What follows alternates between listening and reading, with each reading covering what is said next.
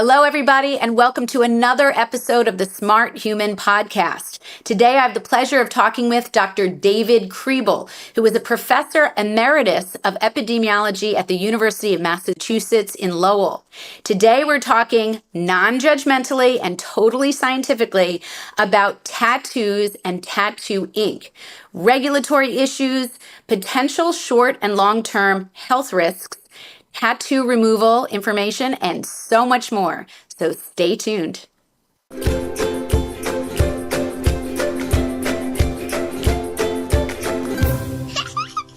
Hello, everybody, and welcome to another episode of the Smart Human Podcast. Today, I have the pleasure of talking with Dr. David Kriebel, who is a professor emeritus of epidemiology at the University of Massachusetts Lowell. Trained at Harvard in occupational and environmental epidemiology, his research has helped to identify many important environmental and occupational causes of cancer, lung diseases, injuries, and other health hazards. Dr. Kriebel has also co-authored 2 textbooks and published more than 150 peer-reviewed papers. He helped establish the link between exposure to Agent Orange among Vietnam veterans and cancer. And he has also advised on the study of the health effects of the Deepwater Horizon oil spill and cleanup operations, and conducted research to identify cancers and other diseases among the first responders to the World Trade Center disaster. Dr. Kriebel is also the director of the Lowell Center for Sustainable Production, which collaborates with industries, government agencies, unions, and community organizations on the redesign of systems of production to make them healthier and more environmentally sound. Dr. Kriebel, thank you so much for being here. Oh, I'm very happy to be here. It's a great opportunity. So this is a really interesting conversation. As you know, our audience knows this is the topic of tattoos, tattooing. And I figured, we had a long discussion yesterday kind of about the, sensitivity of this topic, how so important it is to handle it in a really non-judgmental way, and to really think about, also the sensitivities around why people get tattoos, whether it's for beauty and aesthetics, whether it's self-expression, cultural events, cultural backgrounds, even remembrance of a loved one. So I think it's just really important to start this conversation by saying this is non-judgmental, and that we're really here to present the science that either exists or really doesn't exist. And I think they're both very valuable pieces of information so people can make really smart decisions, whatever they choose to do. So now that we've said that and talked about it in detail, let's get into it, right? So why don't we start with the question of, well, what is tattooing? And how far back in human culture do we really know about that it goes back to? I mean, give us a little history of this practice. Well, yes, thank you. I mean, happy to share what I know about this, and it's only a little bit. I think there's so much more that we all human beings need to learn. I'm not an expert on tattoo history, but as you probably know, humans have been tattooing themselves for as long as we know. And the Iceman dragged out of the glacier up in the Alps some years ago has got tattoos all over him. So clearly, this is very fundamentally a human activity, no question. Yeah, and I think. Oh, I'm sorry, I didn't mean to cut you off. Go ahead. No, I was just going to say, you sent over some really great articles, which we will provide for the audience on the landing page. So in case people want to do a real deep dive, not only on the science, but history. But I thought it was interesting. The term tattoo comes from the word tattoo of Tahiti, which means to mark something. The art of tattooing dates back to late Neolithic period. So, this is a pretty old, we think of it in modern day times. It's so cool when we get, a really cool picture or, a kid's names on our arms or body. But this goes back a ways, Exactly. Yeah, and I think what we're seeing, again, I'm not an expert on the culture and deep meaning of all of this, but I think it's quite clear as we just walk down the street, talk to your friends and your neighbors and your family members. It's a very meaningful practice, and for some reason, right now, in this moment in our history, it's become very popular. Something like a third of adult Americans now have tattoos, so it's extremely popular. And I just think that we need to acknowledge that on the one hand, it's very meaningful to people. It has even spiritual meaning and emotional meaning for people, but that perhaps people need to be aware that the inks rapidly changing, new ones being introduced all the time. And the basic point is the inks are not being evaluated for safety. And that's kind of the bottom line. So that's a concern, I think, and I hope it will be a concern for your listeners as well, that perhaps we assume too much about what it means for a product to be sold or available on the shelf or in your tattoo parlor. I think people may assume that, well, that must mean that somebody's evaluated its safety, because otherwise they wouldn't be using it, right? And I kind of wish that were true, but sadly it's really not true with tattoo inks. And so that's really Let's talk about that. Who is overseeing the story here? I mean, what was the history? The FDA is supposed to be watching over the colors. And there's actually, as I was reading some of this material, there's a director of FDA's Office of Cosmetics and Colors in the Centers for Food Safety and Applied Nutrition. Like someone has that job, right? But yeah, exactly. It's very interesting. This is just an American peculiarity, but the Food and Drug Administration very clearly states that they own the authority to regulate tattoo inks, and they add they do not regulate tattoo inks. So there's this funny sort of hole, official gap. Under the Food and Cosmetics Act, they do regulate cosmetics. Mm-hmm. But they have chosen until now to really not get into the regulation of tattoo inks. So basically, you can buy any synthetic organic dye that you want and stick it in somebody's arm, and nobody's going to check to see whether maybe that's a good idea or not. But if they're also in charge of cosmetics and they're doing nothing for cosmetics, I mean, we've had guests on before for that and posts on that, and we all know that, or at least we should know that in this country, in the United States, I can't speak for Europe, we'll talk about that in a second, but there are really no regulations on safety or toxicity testing on any of the ingredients in cosmetics in the United States. Is that correct? You probably know more about the cosmetics than I do, but there is very little. That much I know. And again, I think the FDA is under-resourced and overwhelmed, and it's got all kinds of other problems that we hear about. But this is used to be until 25 years ago or something, right? Just think about to your grandparents or something. Tattoos were quite uncommon. They were sailors and tough men, and there was it was much more limited in its application. Now everybody has a tattoo, and so I think there's a bit more urgency now to the Food and Drug Administration or someone in a position of authority to investigate tattoos, tattoo inks, and evaluate them, and so that people wanting to get one can have some confidence that when they do, that they are not putting themselves at risk. I think that's where we want to get to, and we're not there. Okay. Yeah. No, I get that. And so again, it's another area where U.S. regulation is lacking dramatically. How about in other parts of the world, since we're on the topic, and then we'll get into the art of tattooing. I say the art. One other thing that people sometimes get confused about, just to help. So tattoo artists are licensed in every state. There are state laws in the United States, and that's a good thing. That's important. But those licensing laws for tattoo artists arose early in the late 19th, early 20th century around concern for infectious disease transmission, which is also, of course, a concern with using needles. And so tattoo artists are licensed. That's a good thing. We want them to be.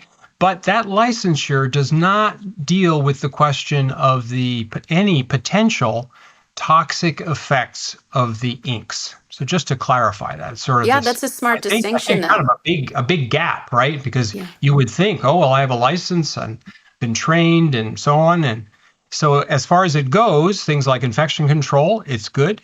But there's a big piece now that's really missing, I think, from the existing regulatory framework. Right. And we So, certainly want our tattoo artists and people who are qualified and talented to be able to do what they do best, but they also have to be taught about how to handle needles and cleanliness of needles and sterility of needles and making sure that they're not passing on communicable diseases, certainly through blood, to other customers. So I think that's great. But you're right, they don't necessarily have any nuanced information on the actual materials that they use, including the ink dyes. yeah. So then there is Europe, and the situation is different there. The European Union has a comprehensive chemical management law that's much more comprehensive and than we have in the United States. And under that law, the European Union has said that tattoo inks should not contain any chemicals which are known to be particularly toxic to cells. So, and in particular, they're looking for any chemicals that have evidence of causing carcinogenesis, cancer, mutagenesis, that is to say, interfering with the genetic code of a cell, or reproductive toxins. And so just a year ago, the European Union removed from sale something like 4,000 chemicals from tattoo inks because they had one of these toxic properties. And so to be safe, to be careful, the EU said you shouldn't put anything in a tattoo ink that is known to cause cancer, reproductive toxins, mutagenesis, so on. So that's a good thing. Yeah. And those chemicals are still being used in the United States. There's no prohibition at all here. So it's like the cosmetic industry as well, again, where we have more stringent regulations of those chemicals in Europe than we do in the US. So we're talking 4,000. They actually, so 4,000 type, not inks themselves, but 4,000 no chemicals that are in chemical. inks. Okay, I was going to say that's a lot of variety of inks. Yeah. Yeah. So that's really interesting. And so then there's also a question of how well, besides the regulations, how well is it implemented? I mean, are there people doing checks and balances and truly following that line from manufacturing and creation all the way into someone's body? Into their skin. Exactly. And I don't know in Europe that it may well be that those laws are not being honored. I don't even know about that. But at least on the books, there are those prohibitions. It's a step. And maybe that'll lead to, I think New Zealand, I read in one of the articles, is very heavy on tattooing, given their cultural background as well. Mm-hmm. And so they may be the next group to move in that direction. US might be last. We don't know. But we're hoping for the best. So tell us a little bit about is there an issue with ink, and really what is in ink? Let's go back to the building blocks of the tattoo process. Yeah. So, the idea, of course, everyone knows just as well as I do, the idea is to leave a permanent dye under the skin, and not too deep under the skin, so it's present, invisible, and now, of course, there are many bright colors that are being developed and used to make the tattoos even more beautiful. But there's a couple of things to know about that. One is that although the tattoo is permanent, in quotes, in fact, something like 80 to 90% of the ink that gets injected into your skin with the needle goes away within a matter of weeks. So the body does clear most of it. It's just that enough is left behind to permanently make the tattoo. So where does it go? Well, it goes to the lymph system, which is one of the, alongside the blood system, is one of the ways that the body's removes foreign bodies and foreign toxins. It's a beautiful system of protection. And the lymph nodes are in people who have tattoos. The lymph nodes nearby, if you go and look there, like in a cadaver after someone's died, you find tattoo ink. So it moves out away from the tattoo itself, and some of it lodges in the lymph nodes more or less permanently. Some of it is slowly cleared through the lymphatic system to the liver and out through either urine or feces, of course. But this is a very slow process. And so what it means is that the tattoo ink, whatever's in tattoo ink, is also being distributed throughout the body. Now, the other really important thing to know about that the tattoo ink is the part that does stay, the say 10% or 20% or whatever that actually stays and makes the beautiful tattoo on your skin, is while it is in the upper layers of the skin, it is not isolated from the blood system, from the immune system. And there are, you as an immunologist can talk about this better than I can. The immune system has many branches, and one of them is a whole set of cells which run around the body and identify foreign bodies, bacteria and viruses and foreign particles, and remove them, right? They're called macrophages and several other types. Well, it turns out that the tattoo inks are immediately attacked by macrophages, which try to clear the body of those foreign particles. And so macrophages are attracted to the site, and they try and chew up, break down the ink and carry it away. That's their job, but they fail. If they worked, the tattoo would disappear, right? So they fail. They try and they fail, and they try and they fail, and they try and they fail. And it turns out that they do that for the rest of your life. So your immune system is perpetually aware and reacting to the tattoo. Which is interesting. No, sorry, one more thing. What we don't know is there's now, remember we just said thousands of chemicals, entirely new, never seen, never part of the normal human body, which are now there in the skin. We don't know. Maybe most of those chemicals the body doesn't care about, doesn't cause any problems. The fact that we don't know. But maybe there's certain ones that really are dangerous. We have no idea.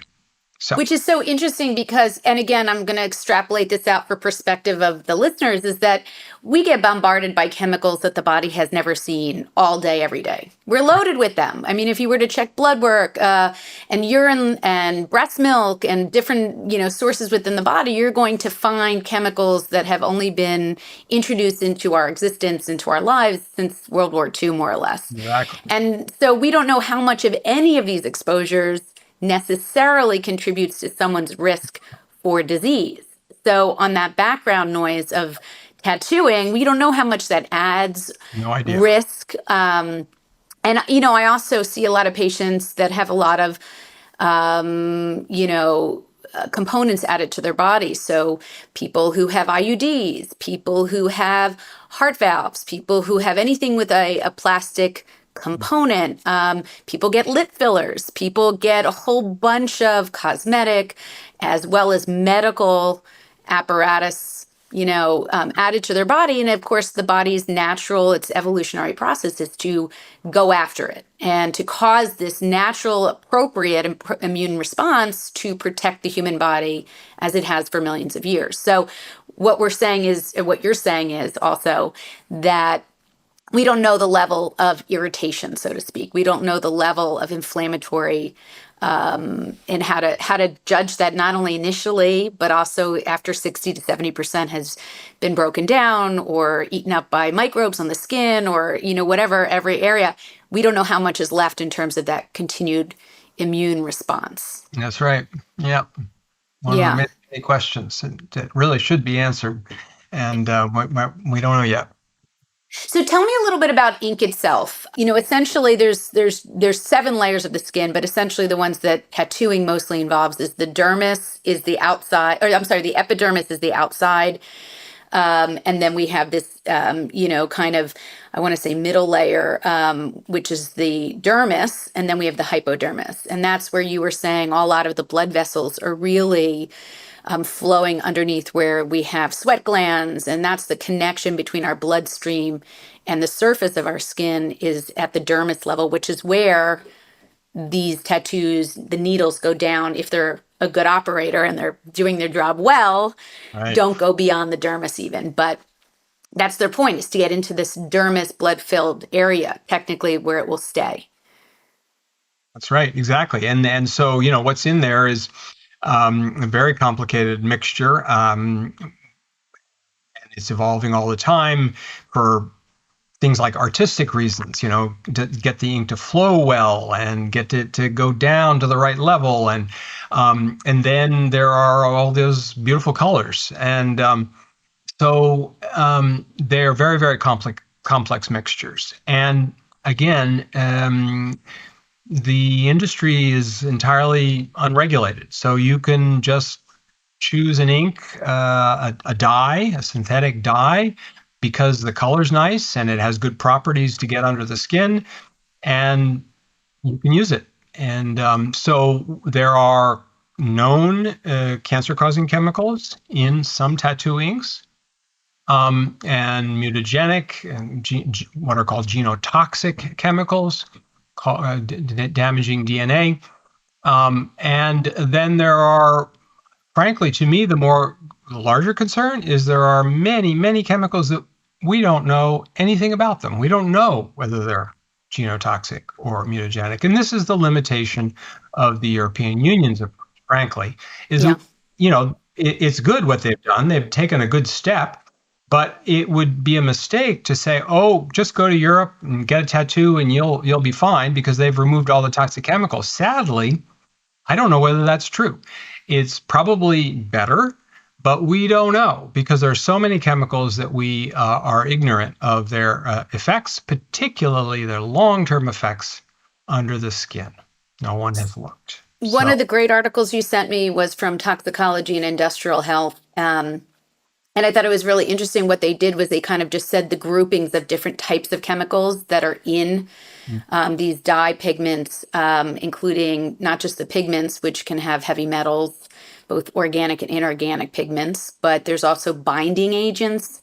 There are a group of chemicals that help bind these colors. There's additives that include preservatives, and a whole list of chemicals, including formaldehyde, and benzoic acid and surfactants that are part of additives. And then there's the solvents, which can include a whole list of chemicals, including propylene glycol, and we've heard of isopropyl alcohol, that's rubbing alcohol. But essentially, you can have a mixture of even up to 100 chemicals within dyes, which have been tested separately from humans, but we don't know long-term epidemiologic studies that show risk, and it's hard to do that.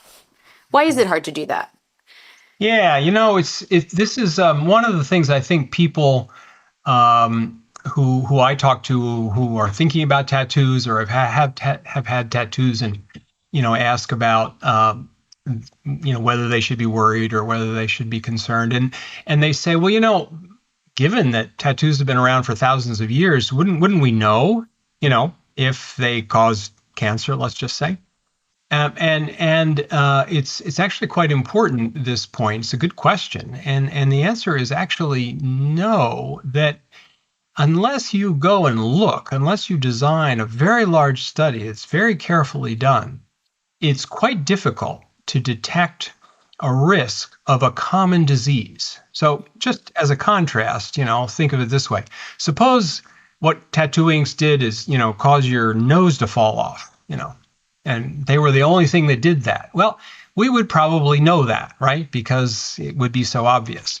But if what they do is increase the risk of a lymphoma, for example, which is a rather common cancer, it's just going to get lost in the background risk that all of us face just from being alive, from having lymphomas, and then perhaps, as you've mentioned, all the other chemical exposures that are going on in our lives, if some of those also cause lymphomas. So, but it's actually quite difficult, and the even physicians, who see people with these illnesses, think of an oncologist who sees someone, sees lymphomas every day. That's in a way, the problem. They see so many that it's very hard to detect that, actually, there's a slightly higher risk in the my patients who have tattoos.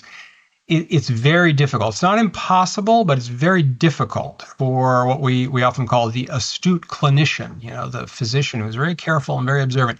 Sometimes they can detect an unusual pattern of disease, and that's very helpful, of course, good for them and good for us.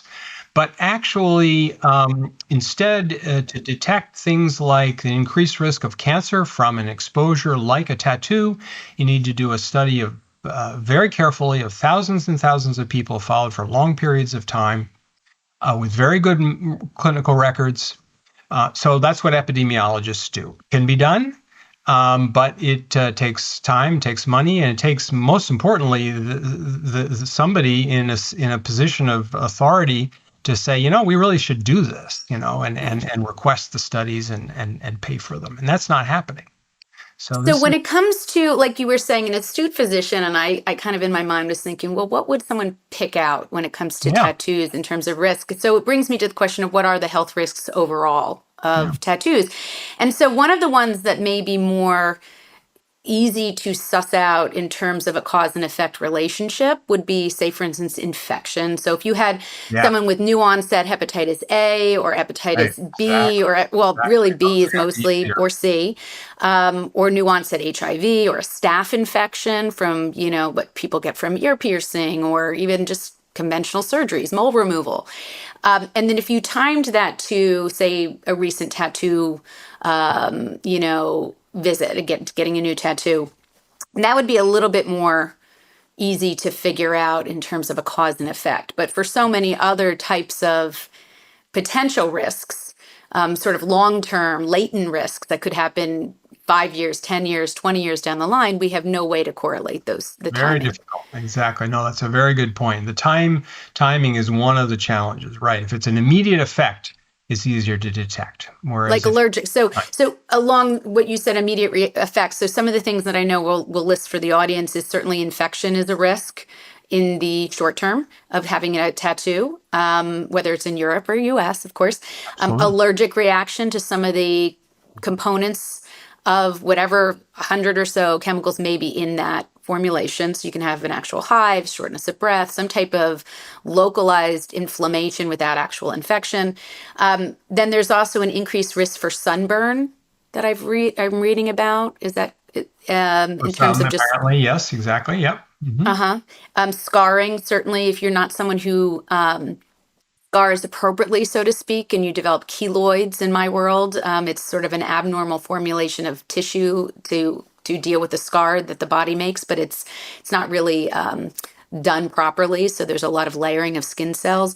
And then also some swelling and burning, although this is rare, I've read with MRI exams, where if you have an MRI exam for any number of things and you somehow there's an increased warming or burning or kind of sensation, certainly not enough to not have an MRI, which is what I've read, because if you need an MRI, you probably need an MRI, but something for people to think about when it comes to, and is that because of heavy metals, do you think? Because I was trying to figure out why that would be. Anyway, is because of metals. So there's actually the magnetic field is, stimulating, arousing the cells that have got metal, because there are a fair number of metals actually in some of the dyes. Some of them are strongly colored, and so you think of copper. And anyway, so yes, exactly. Mm-hmm. Yeah, heavy metals and bright colors is pretty common throughout a lot of different industries, including paint and textiles, Yeah. and even lipstick. We know there's a lot of mercury and cadmium in bright lipstick as compared to even some of the less bright lipstick and makeup and textile dyes. So those heavy metals are almost built into the production of those bright colors. So those are sort of the acute short-term risks that people might consider thinking Yeah. about. And then in terms of the long-term risks, do you want to tell us about some of the types of So, I cancers mean, that yeah, may be associated? I mean, we're talking, like I maybe. said, yeah. Yeah, thank you. Yes, exactly. So may, of course, really is the important word here because we just don't know. And so, but the way science, any science works is you can't find something unless you know what you're looking for. Seems a little strange, but it's true. And so the way the science advances is someone poses a hypothesis, a theory about what might tattoo inks lead to, and then you go look for that. And Mhm. so this has not been done, but it should be done for several things. One is cancers. I think both. We might worry about skin cancers, melanomas, perhaps, but also lymphomas and leukemias, the cells of the blood system. Again, because of this propensity of the tattoo to chronically stimulate the immune system. So there's a worry that lymphoma might be a consequence of that. And we do know that other chemicals which cause chronic immune stimulation do in fact increase the risk of some types of lymphoma. So And there's a reason to worry about that. and from animal studies, I mean, And we know a little bit about, say, for instance, carbon black. Let's talk about the most commonly used pigments in tattooing. Carbon black is listed by the International Agency for Research on Cancer, of Research on Cancer. I always forget whether it's a for of, which is part of the CDC, the correct? WHO, the The World W, Health. I'm sorry, Yeah, thank you, World Health Organization. So IARC does a lot of judging of what things cause cancer or not. right. And it's a pretty well-established body, very reputable. And they've listed carbon black, which again is one of the most commonly used pigments, as possible human carcinogen, a group 2B. So possible, which, you could extend possible to a lot of things, but still it's a 2B as compared to, say, something in the group 1 area, which is maybe cadmium, which is a heavy metal that could also be in a mixture of tattoo dyes. So now you have a group 1, which is a probable carcinogen mixed with a possible carcinogen. But we know this from studying some of these inks, right? These are animal studies. Is that correct? Yeah, although there aren't even very good animal studies Hmm. on tattooing, because you can imagine you could do it, right? You tattoo up some mice and let them run around for a while and see what happens, and it could be done. And there are a handful of studies, really inadequate. So even animal studies, which are quicker, and I'd rather not have to sacrifice lots and lots of little mice. So I think we should avoid animal studies when we can, but they are quicker and more feasible than you certainly can't experiment on humans. So it can be another source of important information. So yes, animal studies suggest some risk, but really there's just so much we don't know about what are the potential risks. Even in animals hasn't been very well studied. The other large group of diseases that I think are reasonable to hypothesize might be increased in risk in people with tattoos are autoimmune diseases. Mm. This is your world, but things like sarcoidosis and lupus, these are diseases that arise from abnormalities, dysfunctions in the immune system, and we just don't know. Right. And they share with cancers this property that they are, we won't say common, but they happen. They happen for reasons that are probably just some of it bad luck. So it's easy to lose a few increased autoimmune diseases in the sort of fog, the noise of all of the background risk that we all share. They're slow to develop, although probably not as slow as cancers, but they're not going to happen, the next day after you get your tattoo. So they're hard to detect. Right. So I think autoimmune diseases and cancers, particularly lymphomas and leukemias, and it's interesting that these are all diseases that appear to be on the rise and appear to be on the rise in young people. That is correct. And again, and there's a lot of exposure to, again, personal care products on the rise, lots of processed foods, ultra processed foods, and again, that confounds this picture of how much actual risk is added by, a small tattoo, a large tattoo, multiple tattoos over time.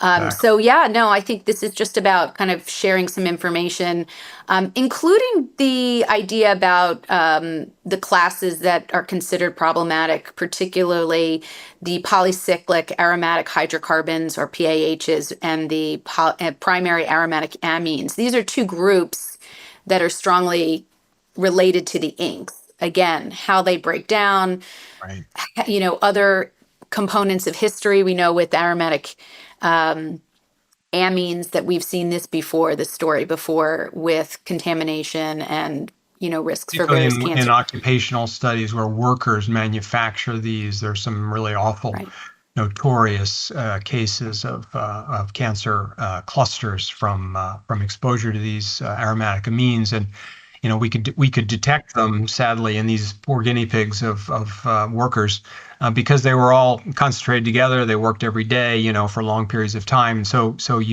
we humans detect these patterns, and it's going to be harder if it's if it's just one kind of ink or only a limited set. And now there's many people exposed, but at much lower levels. It's just it's a challenge for the science. So we need to look, but. Yeah, we need to look. We need to have our own government, which we pay taxes into, to really think about this, considering the pervasiveness. But don't get me started. Anyway, there's some other ideas I wanted to share on this topic, which I think, when it comes to people listening to this, and people have had tattoos for radiation therapy. Absolutely necessary to, manage cancers and to treat cancers. And there's a lot of applications of tattoos that I think people have experienced, but don't necessarily know what to do with that in relation to this conversation. So, number one, if you have tattoos and you want to keep your tattoos and you've had no real issue and you're happy as a lark, then you don't have to do anything with your tattoos. That's not the point of this, right? Right. But there are some people who do think that there may be some potential increased risk. They don't want to manage that. They have other things on their plate health-wise. Or maybe they're just, broke up with the ex-boyfriend or girlfriend. So there's always that. So what would you recommend, or what is your information about in terms of removing, and whether or not are there any health risks related to removing a tattoo, from an intentional perspective? Right. Yeah. So this is a difficult question because in the short term it can be quite painful, and it can result in some scarring. It's apparently not always effective. You can't completely get rid of them, even if you want to. But laser tattoo removal is done, and many people, I guess, are satisfied with it.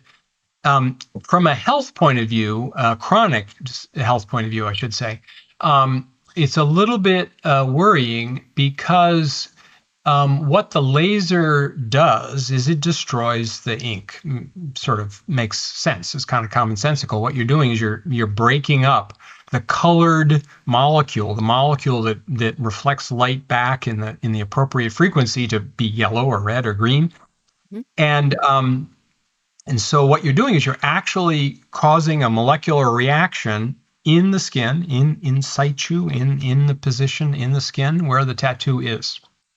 Well, unfortunately, it is entirely possible, even likely, that the breakdown compounds, the things that are no longer colored but are still there, that you've broken the colored molecule into, are toxic, perhaps even more toxic than the colored original molecule. So you may actually be making things worse. Mm-hmm.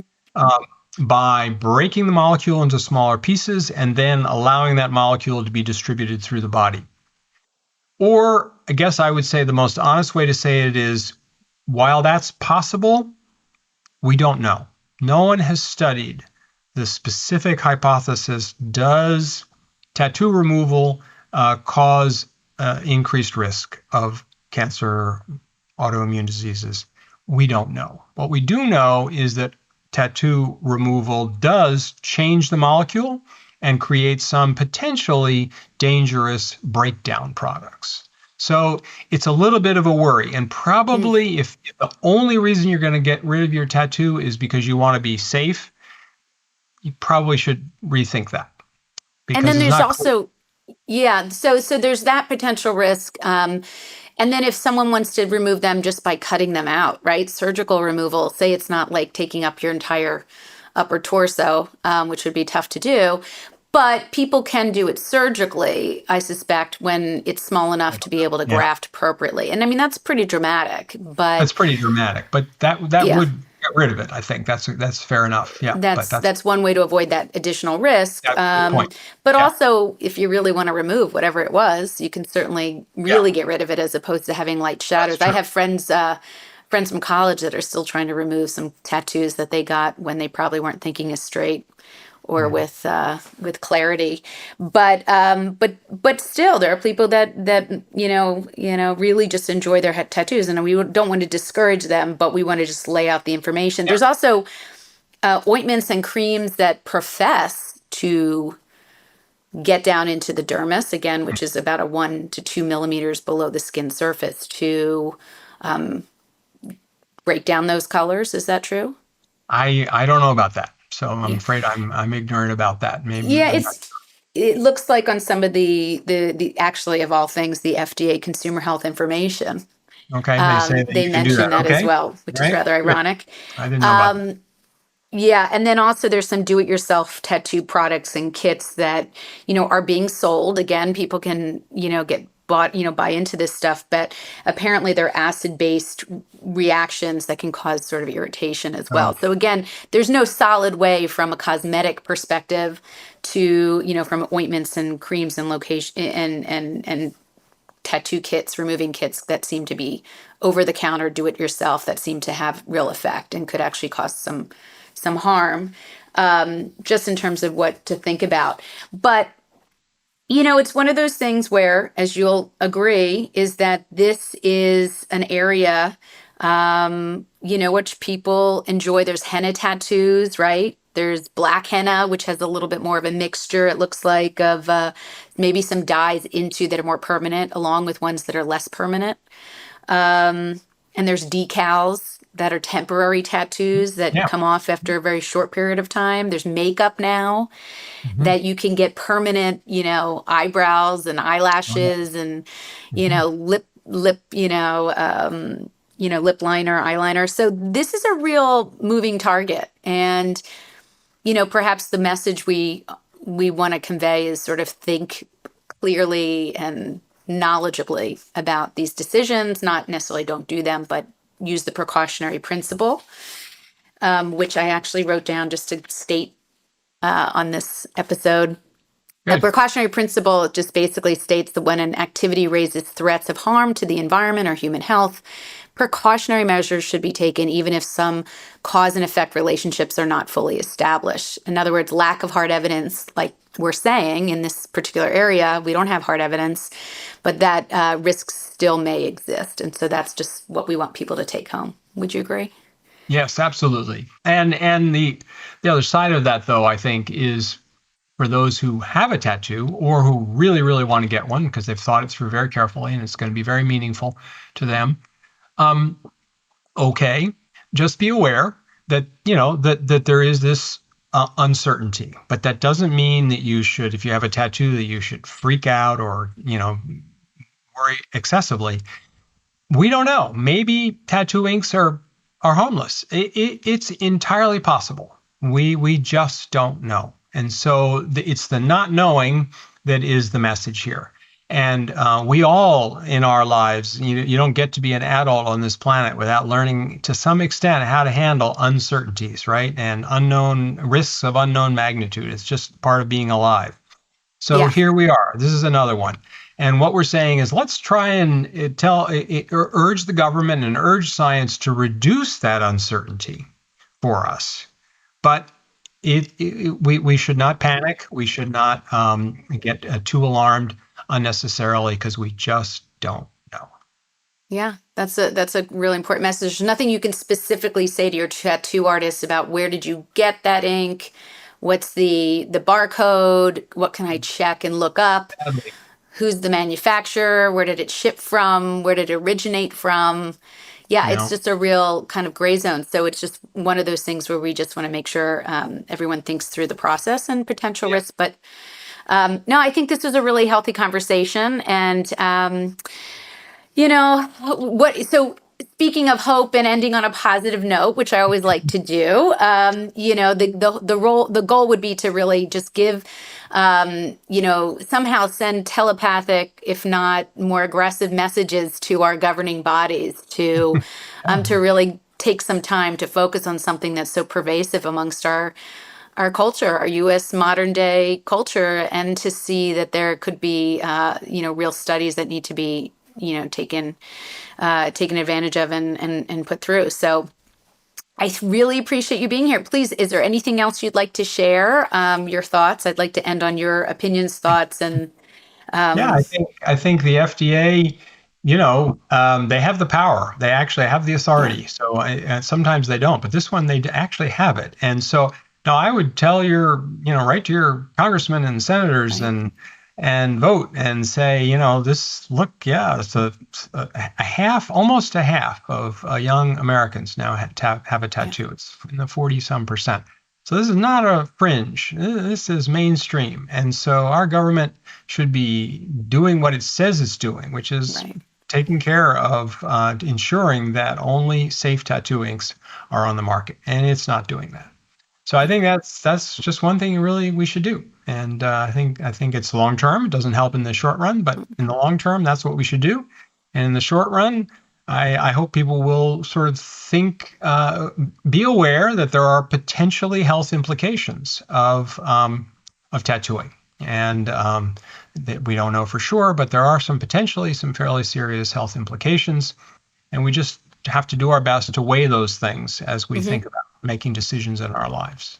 Yeah, especially in kids who may think that they're going to be with someone forever, or just on a practical note, I mean, we do want to think some of those things through. So, but maybe that'll be helpful to parents that are listening and may still have control over their kids. Not that I do with my teens, but you never know. Anyway, thank you so much, Dr. Kriebel. You are lovely and wonderful to talk to with all of your vast experience and your continued research that you do. I really think it was an honor and a pleasure to have you on to share your knowledge. So thank you again.